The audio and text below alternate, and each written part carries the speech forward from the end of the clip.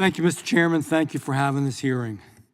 Ranking Member Swalwell, man, he's good at it. You got to admit, right? He is really, really smooth.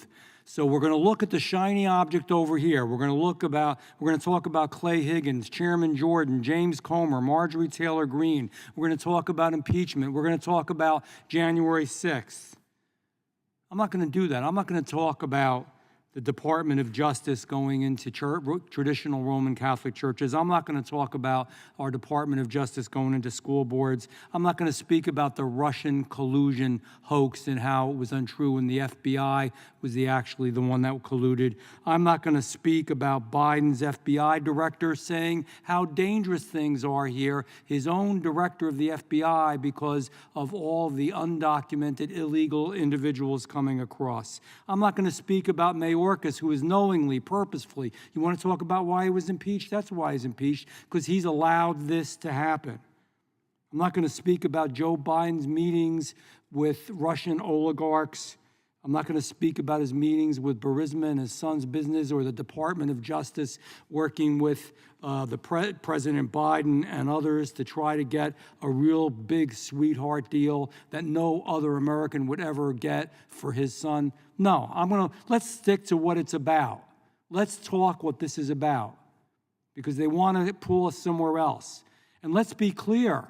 When agencies delay or fail to comply with congressional subpoenas, they're obstructing our ability to legislate and address the issues affecting the citizens we serve, period. That's the purpose of this committee. That's why the chairman wisely called this meeting, because we want to know what's going on, because we represent the people of the United States of America.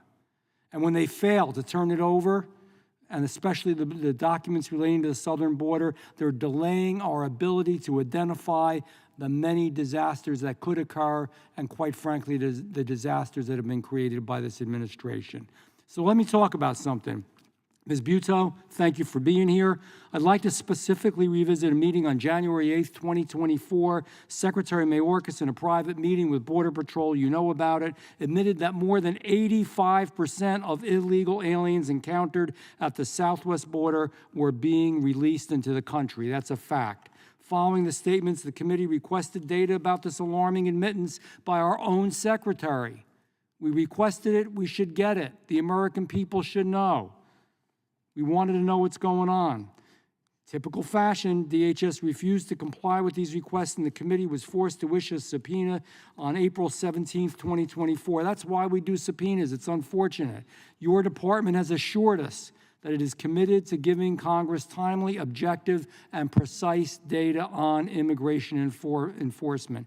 Earlier today, your staff communicated with our committee that it will be sending a production to the committee today. So I want to know, if it had it for weeks, it told the committee initially that we had to wait for 6 months.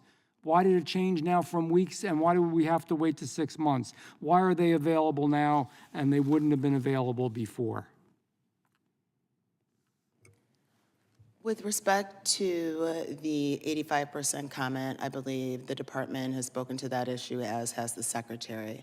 With respect to the request for information on that topic, my understanding is DHS staff and committee staff have been in conversations about producing what was requested in the subpoena, and we will continue to work through the accommodations process to get that. Thank you for your answer. Ms. Butow, but initially we're told 6 months, and the answer is on 85%. That's such an egregious statement to make, just aren't sufficient, and that's why we actually put forward a subpoena to get the real information. And by the way, and into something that tangentially I don't have enough time to talk about, Chairman Jordan, I think it was 2 years ago, asked where the individuals who are on the terror watch list, who are they, where they are, what are they about, what do we know about them? We still haven't gotten that information, so let's understand it. Let's not look at the shiny object, look at the real world here. People on the terror watch list are in this country. We don't know where they are or who they are. We subpoenaed the information 2 years ago. We still don't have it. Why?